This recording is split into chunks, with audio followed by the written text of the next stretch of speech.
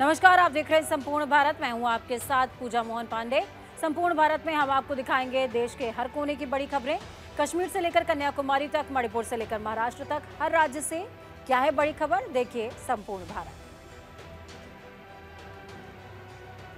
प्रधानमंत्री नरेंद्र मोदी आज 2 दिवसीय दौरे पर वाराणसी पहुंच रहे हैं। पीएम अपने साथ 14,336 करोड़ की लागत से 36 परियोजनाओं का तोहफा काशीवासियों समेत पूर्वांचल को देंगे, जिसमें 10,792 करोड़ रुपए की परियोजनाओं का लोकार्पण होना है, जिसमें Amul plant, waste to charcoal plant, doctor Sampurnanand sports stadium जैसे कुल 26 योजनाएं शामिल हैं। इसके अलावा 344 करोड़ रुपए की लागत वाली 13 परियोजनाओं का शिलान्यास भी होगा।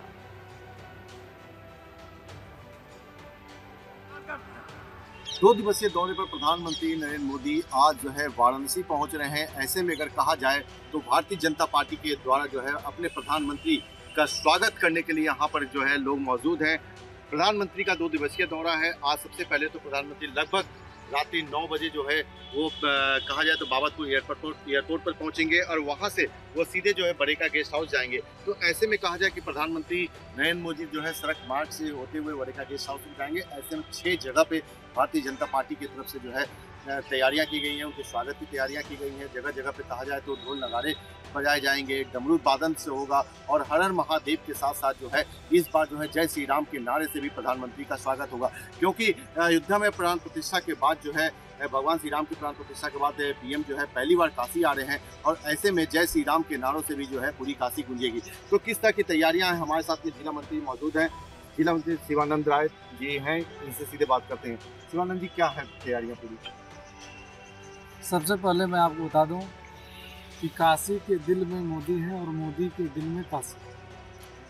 माननीय प्रधानमंत्री नरेंद्र मोदी जी काशी के लोकप्रिय सांसद हैं और काशी में हर 2 महीने 3 महीने पर जब भी आशीर्वाद स्वरूप आते हैं, इसी प्रकार इस बार भी 14,000 करोड़ की सौगात काशी की देवतुल्य जनता के लिए दे रहे हैं। उसके साथ साथ जो अमूल प्लांट का जो उद्घाटन है, पूर्वांचल के लगभग 10-12 जिलों को बड़ा प्रभावित करेगा, रोजगार मिलेगा और वहाँ के किसान इतने प्रसन्न हैं कि सबसे ज़्यादा खुशी किसानों को। प्रधानमंत्री नरेंद्र मोदी जी का जो ये विज़न है, 36 परियोजनाओं का जो यहाँ पर ये शिलान्यास और उद्घाटन का कार्यक्रम काशी में करेंगे। हम सभी काशीवासी, अभी मैंने आपको बताया कि काशी के दिल में मोदी हैं और मोदी के दिल में काशी। ये समझ लीजिए कि काशी को इतनी चिंता करते हैं। हमको नहीं लगता कि कोई भी सांसद या कोई जनप्रतिनिधि अपने संसदीय या अपने विधानसभा क्षेत्र के लिए इतना किया होगा। प्रधानमंत्री नरेंद्र मोदी गुजरात के नवसारी पहुंचे, जहां उन्होंने कई परियोजनाओं के लोकार्पण और शिलान्यास कार्यक्रम में हिस्सा लिया। इस दौरान पीएम मोदी के साथ मुख्यमंत्री भूपेंद्र पटेल भी मौजूद रहे। अमूल के गोल्डन जुबली कार्यक्रम में पीएम मोदी शामिल हुए। इस दौरान पीएम मोदी ने कहा, अमूल देश के किसानों के लिए काम कर रहा है। 6% की रफ्तार से डेयरी सेक्टर में बढ़ोतरी हुई है। भारत की आजादी के बाद देश में बहुत से ब्रांड बने, लेकिन अमूल जैसा कोई नहीं। आज अमूल भारत के पशुपालकों के सामर्थ्य की पहचान बन चुका है। अमूल यानी विश्वास, अमूल यानी विकास, अमूल यानी जन भागीदारी, अमूल यानी किसानों का सशक्तिकरण, अमूल यानी समय के साथ आधुनिकता का समावेश, अमूल यानी आत्मनिर्भर भारत की प्रेरणा, अमूल यानी बड़े सपने, बड़े संकल्प और उससे भी बड़ी सिद्धियां। प्रधानमंत्री नरेंद्र मोदी आज गुजरात के दौरे पर हैं। इस दौरान उन्होंने मेहसाणा में रोड शो भी किया। रोड शो के बाद पीएम मोदी प्राण प्रतिष्ठा समारोह में शामिल होने के लिए यहां से विसनगर तालुक वल्लीनाथ धाम मंदिर में पूजा अर्चना करते हुए नजर आए। प्रधानमंत्री नरेंद्र मोदी ने मेहसाणा में कई विकास परियोजनाओं का शिलान्यास और लोकार्पण किया। विकास परियोजनाओं की सौगात देते हुए प्रधानमंत्री मोदी ने कहा कि ये भारत की विकास यात्रा में एक अद्भुत कालखंड है। एक ऐसा समय है जब देव कार्य हो या देश कार्य, दोनों तेज गति से हो रहे हैं। उन्होंने आगे कहा, आज विकास से जुड़े 13,000 करोड़ रुपए के प्रोजेक्ट्स का शिलान्यास और लोकार्पण हुआ है। मेड इन इंडिया यानी मैन्युफैक्चरिंग में भी सहकारी समितियों को प्रोत्साहित कर रहे हैं। उनके लिए टैक्स को भी बहुत कम किया गया। देश में 10,000 किसान उत्पाद संघ यानी एफपीओ बनाए जा रहे हैं, जिनमें से लगभग 8,000 बन भी चुके। ये छोटे किसानों के बड़े संगठन है। ये छोटे किसान को उत्पाद के साथ साथ कृषि उद्यमी और निर्यातक बनाने का मिशन है। आज भाजपा सरकार पैक्सको, एफपीओ को, दूसरी सहकारी समितियों को करोड़ों रुपए की मदद दे रही है। हमने गांव में खेती से जुड़े इंफ्रास्ट्रक्चर के लिए 1 लाख करोड़ रुपए का फंड भी बनाया। इस योजना का लाभ भी किसानों के सहकारी संगठनों को ही हो रहा है। पीएम मोदी ने गन्ना खरीद कीमतों में बढ़ोतरी को ऐतिहासिक बताया। पीएम ने ट्वीट करते हुए कहा कि किसानों के कल्याण के लिए सरकार प्रतिबद्ध है और इस कदम से करोड़ों गन्ना उत्पादकों को लाभ मिलेगा। लोकसभा चुनावों को लेकर रक्षा मंत्री राजनाथ सिंह ने कहा, जनता को प्रधानमंत्री मोदी में बहुत ज्यादा भरोसा है। ऐसे में लोगों ने अब मन बनाया है कि तीसरे टर्म में भी केंद्र में मोदी जी के नेतृत्व की सरकार होगी। विधानसभा क्षेत्रों के कार्यकर्ता, आज 28 विधानसभा क्षेत्रों के यहाँ पर कार्यकर्ता थे। उन कार्यकर्ताओं को मैंने संबोधित किया है। अब मैं दूसरे स्थान पर जा रहा हूँ। इसी प्रकार से कार्यकर्ताओं की भी वहाँ पर बैठक है। लगभग 27-28 वहाँ पर भी विधानसभा क्षेत्रों के कार्यकर्ता रहेंगे और फिर उसके बाद एक सार्वजनिक सभा है, उसको भी संबोधित करेंगे। नहीं, देखिए, जनता ने इतना विश्वास दिया है हमारे प्रधानमंत्री मोदी जी को कि अब लोग ये मानने लगे हैं कि तीसरे टर्म में भी केंद्र में यदि किसी की सरकार होगी तो मोदी जी के नेतृत्व की सरकार होगी। आज लोकसभा चुनाव पर उत्तर प्रदेश के उप मुख्यमंत्री ब्रजेश पाठक ने कहा, प्रधानमंत्री नरेंद्र मोदी के नेतृत्व में 2024 में फिर से कमल खिलने के लिए तैयार है। प्रधानमंत्री मोदी के प्रति लोगों का भरोसा लगातार बढ़ रहा है। बीजेपी प्रचंड बहुमत के साथ प्रदेश में 80 में से 80 सीटें जीतेगी।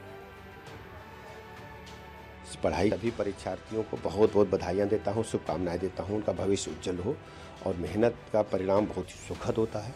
उत्तर प्रदेश राज्य में जिस ढंग से हमारी सरकार ने माध्यमिक विद्यालयों में उच्च कोटि की शिक्षा व्यवस्था सुचारू रूप से पूरे वर्ष पढ़ाई की है, मुझे पूरी उम्मीद है कि हमारे बच्चे, हमारे स्टूडेंट्स बेहतर परिणाम लेकर के आएंगे। उनका भविष्य उज्जवल हो, सुखद हो। मैं सभी परीक्षार्थियों को बहुत बहुत बधाइयाँ देता हूँ। लाभार्थी सम्मेलन में बीजेपी के राष्ट्रीय अध्यक्ष जेपी नड्डा शामिल हुए। इस दौरान उन्होंने कहा, आज़ादी के बाद लंबे समय तक कांग्रेस ने राज किया और उन्होंने लंबे समय तक गरीबों के बारे में चर्चा की। जवाहरलाल नेहरू ने 9 बार लाल किले से गरीबों के बारे में चर्चा की और उस समय 50% से ज़्यादा गरीबी भारत में थी। देश के अंदर आज़ादी के पश्चात लंबे समय तक कांग्रेस पार्टी ने राज किया और उन्होंने लंबे समय तक गरीबों के बारे में चर्चा की, लेकिन यथार्थ में जो होना था वो नहीं हुआ। और जब मैं ये कहता हूं कि यथार्थ में नहीं हुआ तो कहने के लिए नहीं कहता हूं। गरीबों की चर्चा लाल किले के मैदान से, प्राचीर से जवाहरलाल नेहरू जी ने 9 बार की थी, 9 टाइम्स, 14 भाषण दिए, जिसमें से 9 बार उन्होंने गरीबों के बारे में चर्चा की। और उस समय 50% से ज्यादा गरीबी भारत में थी। इंदिरा गांधी जी ने 4 बार गरीबी की बातचीत लाल किले के प्राचीर से अपने स्वतंत्रता के भाषण में उन्होंने कही, लेकिन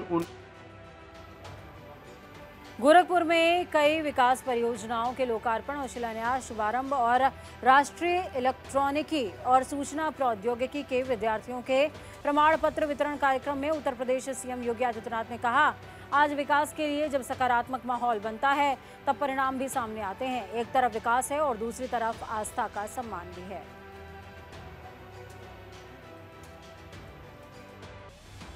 पहली बार देश की वित्त मंत्री का आगमन महायोगी बाबा गोरखनाथ की इस पावन धरती पर हुआ है। मैं उनका उत्तर प्रदेश शासन की ओर से और गोरखपुर वासियों की ओर से, यहाँ के सभी आयकर दाताओं की ओर से हृदय से स्वागत करता हूँ, उनका अभिनंदन करता हूँ।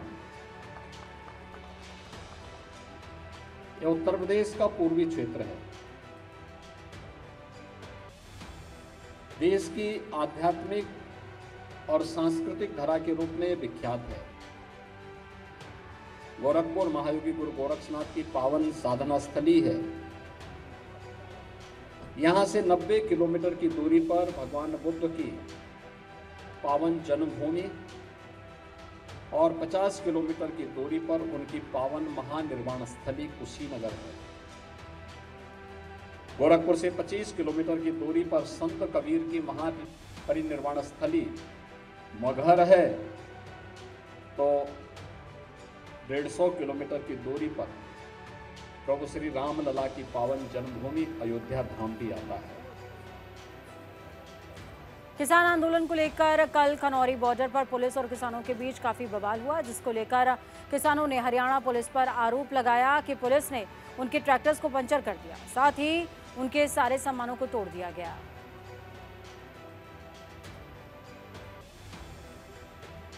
किसान संगठनों ने प्रेस कॉन्फ्रेंस करते हुए ऐलान किया कि कल पूरे देश में प्रदर्शन किया जाएगा। संयुक्त किसान मोर्चा का कल आक्रोश दिवस मना रहा है। आपको बता दें कि किसानों की मौत के विरोध में कल ये प्रदर्शन हो रहा है।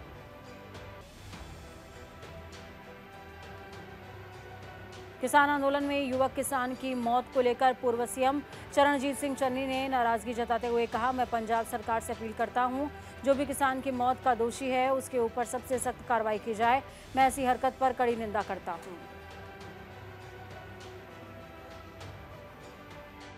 देखो, ये जिहड़ी गोली चली है, ये जिहड़े अथरू गैस चले है, जिहड़ी लाठी चार्ज होया है, पंजाब की धरती ते होया ते पंजाब सरकार तुरंत एक कतल का परचा दर्ज करे।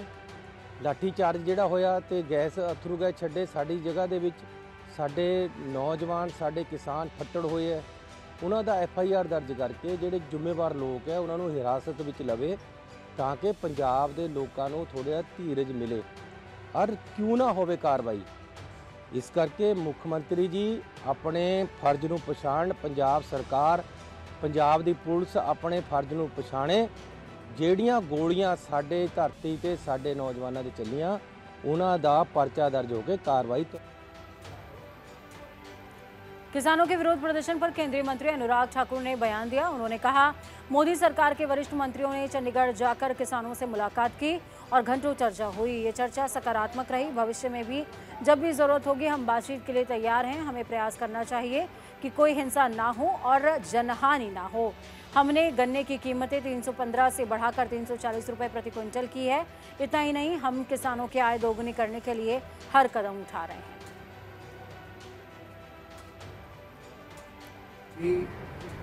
मोदी सरकार के वरिष्ठ मंत्री उनसे चंडीगढ़ में जाकर मिले, कई घंटों तक बातचीत हुई, सकारात्मक तरीके से बातचीत हुई और आगे भी हमने कहा कि जब भी ज़रूरत होगी हम कब चर्चा के लिए तैयार हैं।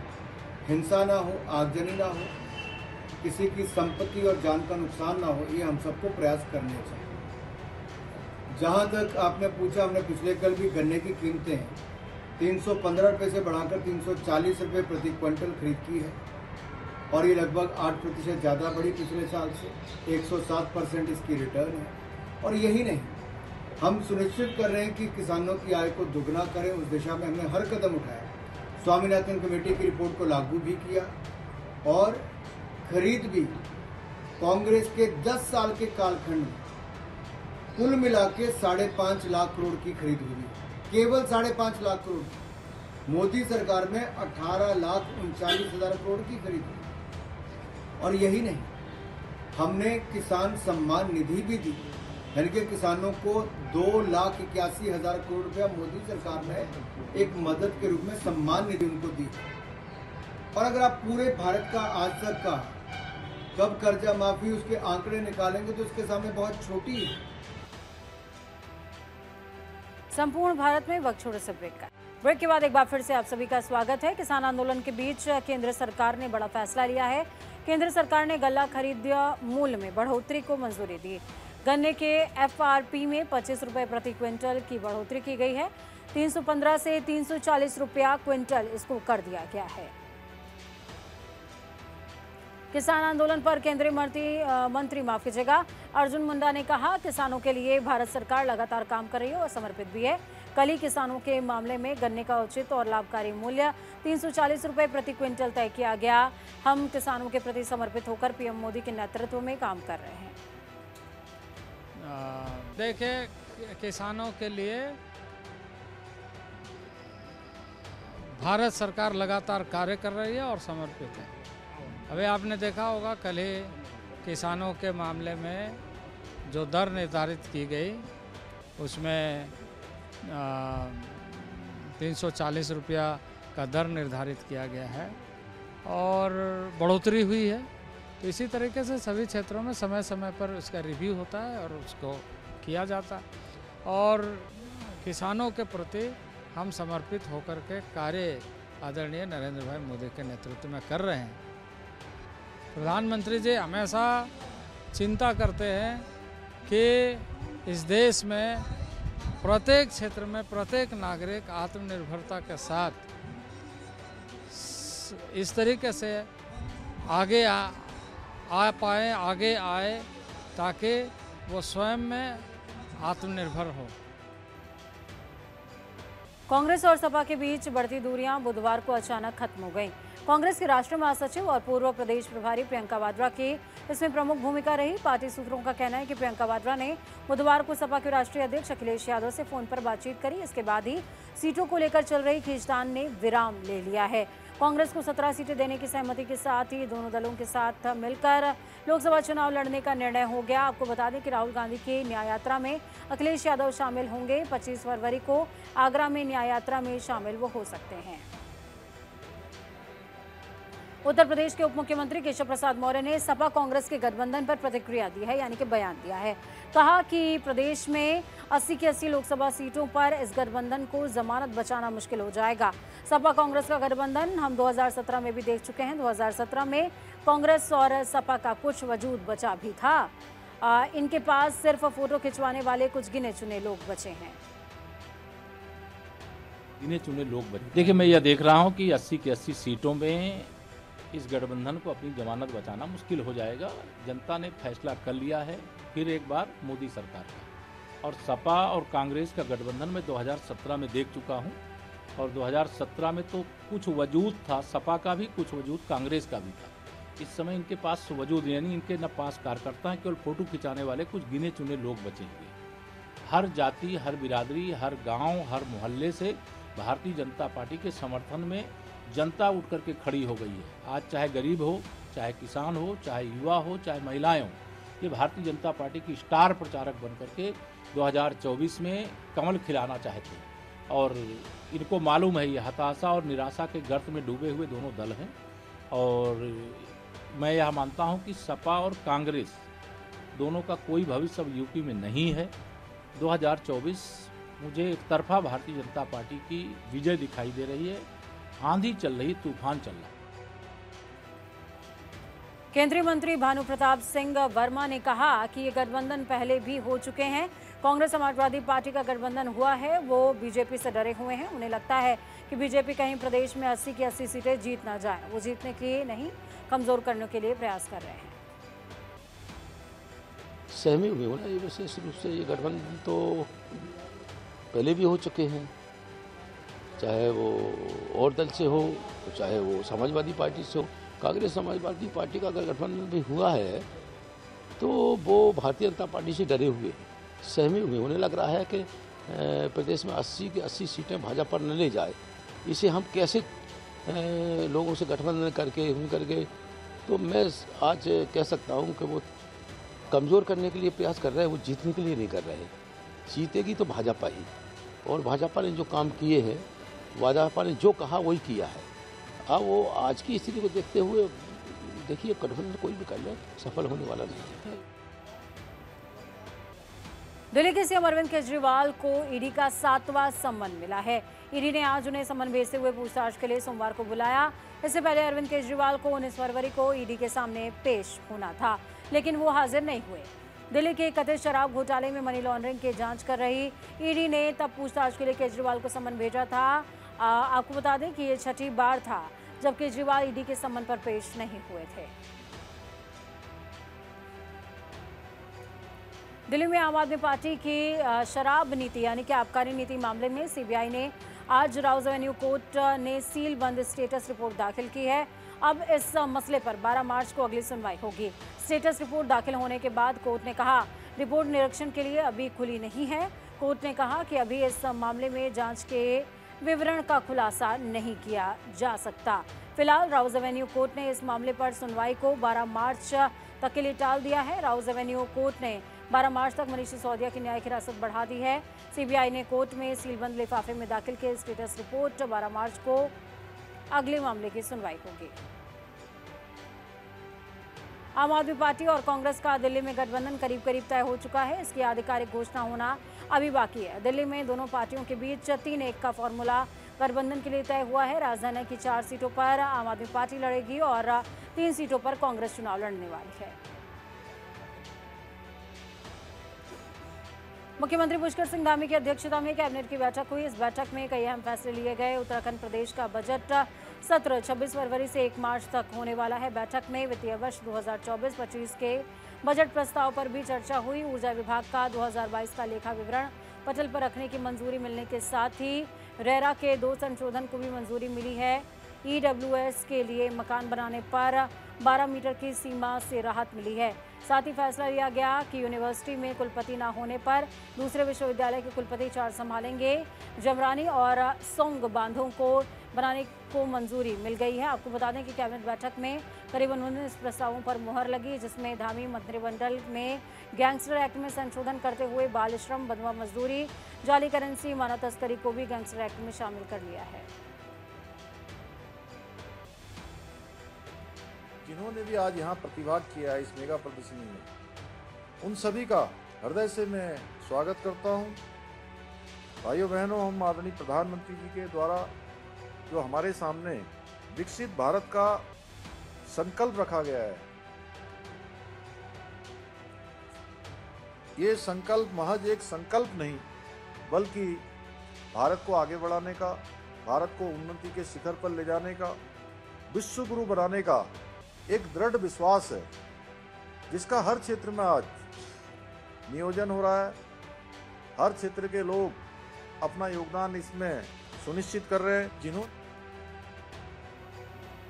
महिला कांग्रेस की राष्ट्रीय अध्यक्ष अलका लांबा 1 दिवसीय दौरे पर देहरादून पहुंची, जहां कांग्रेस मुख्यालय में प्रदेश अध्यक्ष ज्योति रौतेला सहित तमाम कार्यकर्ताओं ने उनका जोरदार स्वागत किया। इस दौरान अलका लांबा ने मीडिया से बातचीत करते हुए कहा, महिला कांग्रेस की राष्ट्रीय अध्यक्ष बनने के बाद उत्तराखंड का ये मेरा पहला दौरा है। इसके बाद अलका लांबा नारी न्याय सम्मेलन और संगठन को मजबूत करने और उसमें बड़े बदलाव को लेकर बातचीत करती नजर आई। इसके साथ ही उन्होंने राहुल गांधी की भारत जोड़ो न्याय यात्रा के 5 बिंदुओं पर बात करी। साथ ही उन्होंने बीजेपी सरकार में बढ़ रही महिला अपराधों पर विचार विमर्श करने को कहा है।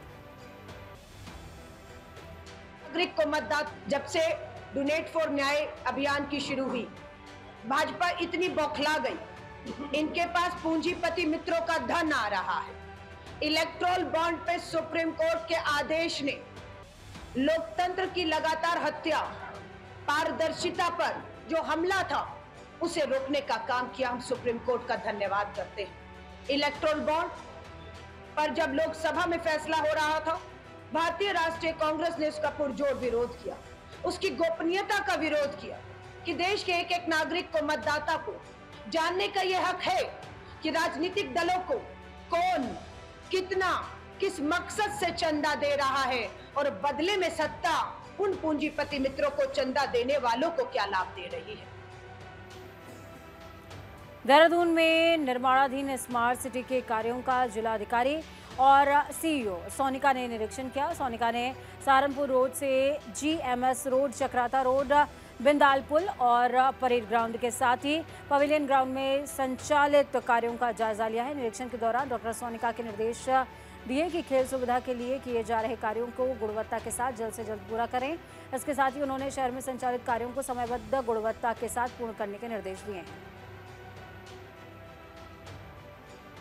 लोकसभा चुनावों को लेकर प्रशासनिक तौर पर तैयारियां जोरों पर चल रही हैं। हरिद्वार लोकसभा चुनावों को लेकर डीएम एसएसपी ने बैठक करते हुए तैयारियों का जायजा लिया। बैठक में जिले के सीओ, एडीएम समेत सभी अधिकारियों ने हिस्सा लिया। डीएम धीराज गर्ब्याल ने बताया कि चुनाव के मद्देनजर दूसरे चरण की ये बैठक थी, जिसमें जिले के संवेदनशील इलाकों को चिन्हित करते हुए इसकी रिपोर्ट एक हफ्ते में सौंपी जाएगी। उन्होंने बताया कि उत्तराखंड सीईओ इस संबंध में एक बैठक के जरिए हरिद्वार लोकसभा की सभी विधानसभाओं की तैयारियों की समीक्षा करेंगे।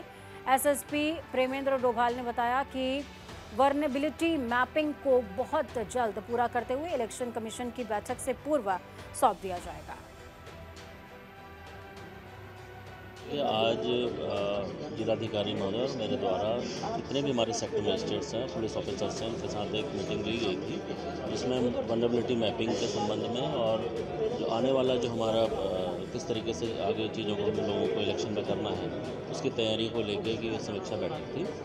और इसमें वल्नरेबिलिटी मैपिंग के लिए अभी क्योंकि अभी इनिशियल स्टेज पे ही हम लोग इस काम को कर रहे हैं और अगले 2-3 दिन में इसको हम लोग फाइनल करके इलेक्शन कमीशन की कल मीटिंग भी है, उससे पूर्व इसके दृष्टिगत हमारे जितने भी 11 ARO जितने COs हैं, ADMs, एडिशनल SP और सारे SHOs और SOs, उन लोगों की एक मीटिंग हम लोगों ने की है कि कल के दिन में सेंसिटिविटी कितनी हमारे ज़िले में है और उसमें वल्नरेबिलिटी की जो मैपिंग हम लोग करते हैं उसमें क्या प्रोग्रेस है, इसको लेके हम लोगों ने मीटिंग की है। तो